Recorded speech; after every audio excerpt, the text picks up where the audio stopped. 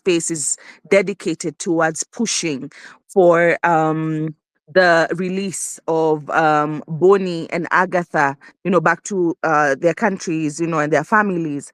I think it's important for us to recognize the power of this moment, this cross-border collaboration that is happening, the fact that we continue to speak as one across different borders, and that spaces such as this are allowing us to do that. If there's one thing that I saw, it was the motivation, the increase in motivation. You could almost feel it in the air.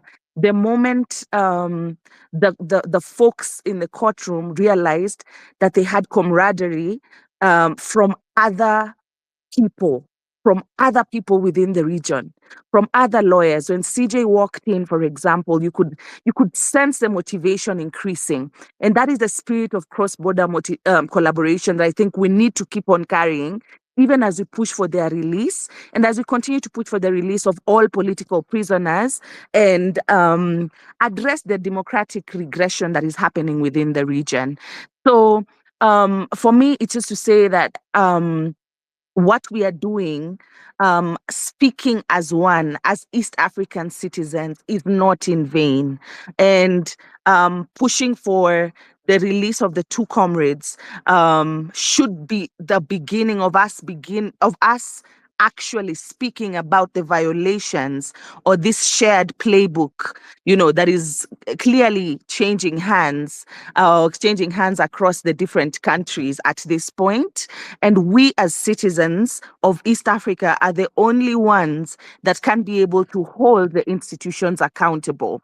Their arrest was not just, and also the deportations were not just direct violations of human rights, but they were violations of diplomatic protocols and the principles that actually hold the East Africa community together. So if we continue to speak about individual state priority or sovereignty without addressing the fact that we claim to be a community, then I think we are failing. And I think that sense of community will not be achieved by the heads of state. It will be achieved by the movement that is the citizens of East Africa. So once this space is done, and even as we continue with the space, I think let's continue to place pressure, not just on the individual governments, but also on the foreign affairs.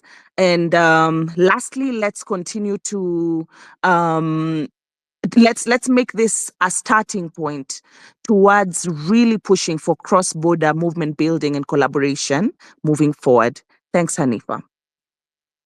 Thank you so much, Nafula, for your brave experiences in Tanzania. Asante. I'll give the mic to Hakuna Mipaka Africa, their account. Are you there?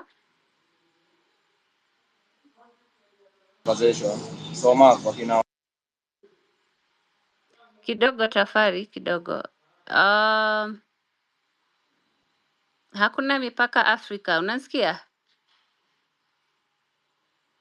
Okay, I will move. Unasikia? Shakira, unamsikia? I can't hear him, but Okay, I we'll can move see to Resurgence Network for Human Rights. Good morning. Am I audible enough? Yes, Hello. continue, please. I just want to say first to thank all East Africans for coming up together as citizens. I think this is a power code that many don't want, especially the tyrannies and the dictators in East Africa. This is exactly what they don't want. The mystery around Agatha and others is no longer just about Tanzania. It's actually about a growing authoritarian axis in general Africa, where, of course, we see citizens are not just jailed, but traded. We have to remember that traded, silenced, or erased. And these kind of actions demand the united regional and global response before cross-border tyranny becomes normalized. We can relate this on Dr. Kiza SJ and other people who have traded the other country. For example, they will tell you that they certain Ugandan activists who have vanished. You hear that later they are surfacing in detention in Rwanda or Tanzania.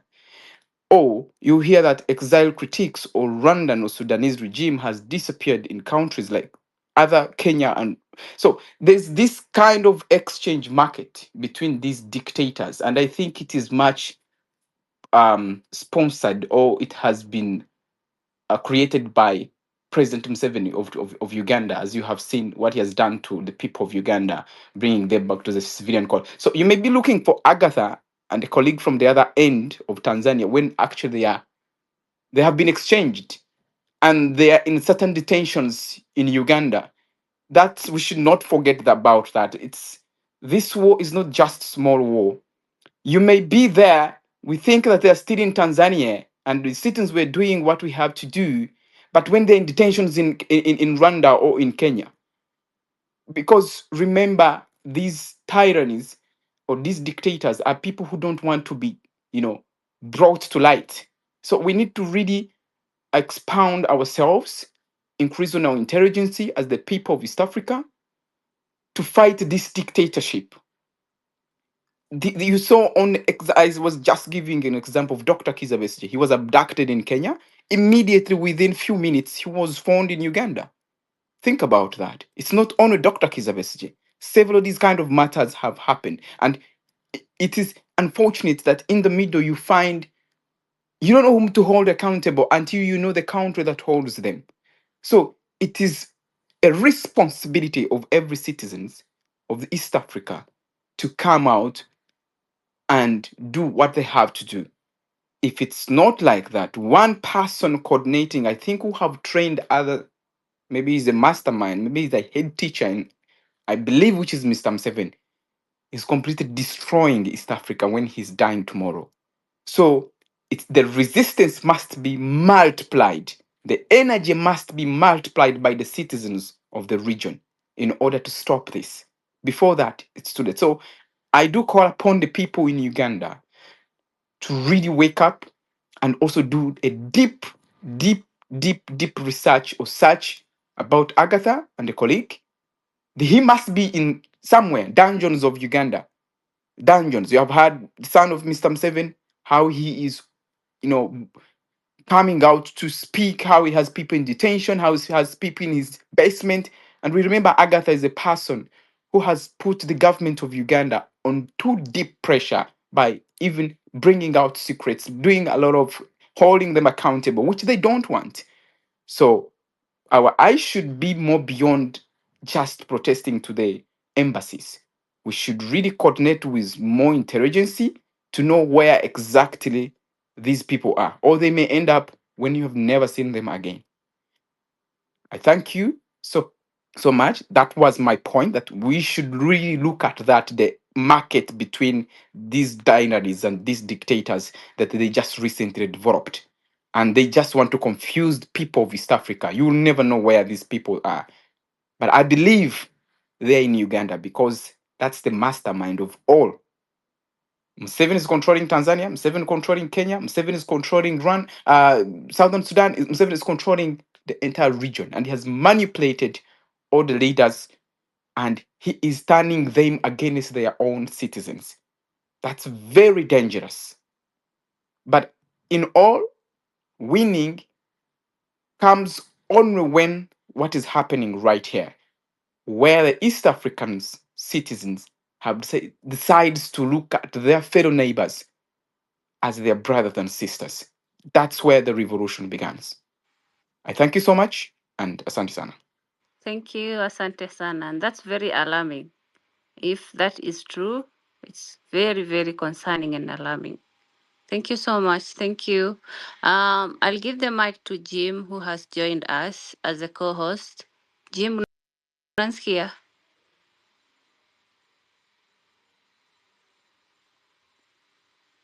Jim, are you with us? Yeah, but unfortunately, I'm in a noisy background. I'm not able to speak now. I would let other people speak. Okay. Calling on Hakuna Mipaka Africa again. Unanisikia? Hi, can you hear me? Yes. Great. I'm really like excited by the discourse, the direction this discourse is taking, because I've been at it for like 2 years now, just expanding horizons.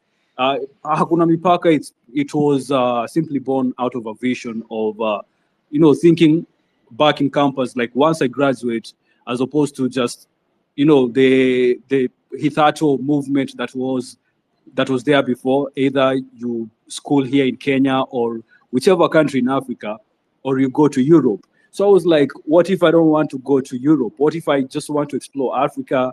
And charity begins at home. So we are talking about East Africa.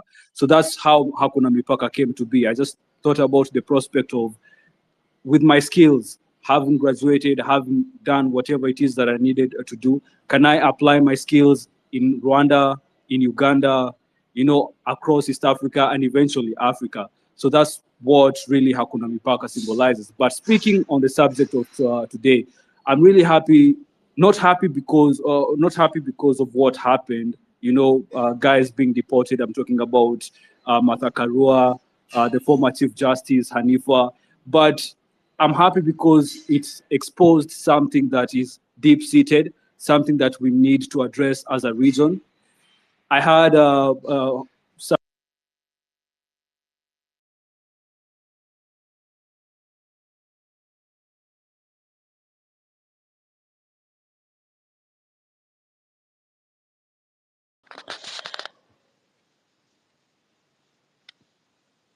Did you mute everyone? It was by mistake. I muted everyone by It's mistake. okay. Hakuna Matata, kindly, Mipaka, kindly unmute. We can't hear you.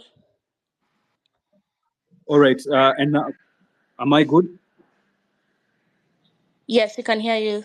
Apologies for that. Okay, great. No worries, no worries. So what I was saying is, it really exposed something that we need to talk about as a reason. Samia Suluhu said we came to them. Like, they didn't come to us. Like, we are just interfering with our neighbors' activities and stuff like that. And I'm like, East Africa, the headquarters of East Africa is in Tanzania. If anything, all of this is supposed to start from Tanzania, where we're talking about having linkages, whether it's professional linkages, whether it's political linkages. Everyone will expect Tanzania, being the host of East Africa, the discourse to start from there. So I was really confused about it, because you can't, Kenya are flying there, bringing in money, whether it's domestic tourism or whatever you call it, and then be held accountable. Where now, as a citizen of Kenya, I feel more as a citizen of East Africa, honestly, because I've realized Kenya is just a small country. Uganda is a small country. Tanzania is a small country as well. But when you combine us both, we are a powerhouse. So these are the kind of conversations that we're having. And right now, I don't want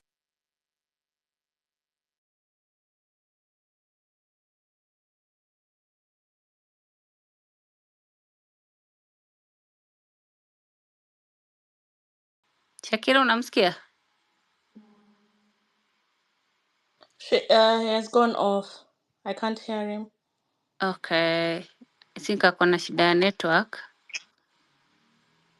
Are you still there? I'm Okay, I still think we there, can but move to Gideon. okay. Oh, okay. Yeah, let someone else speak. I think I'm in town right now, so maybe there's a network disruption. But thanks for the opportunity. Hopefully, I'll join later Sawa, on. thank you. Yeah, all right. Aya, asante. I'll move to Gideon. Gideon, I'll give you 2 minutes kindly.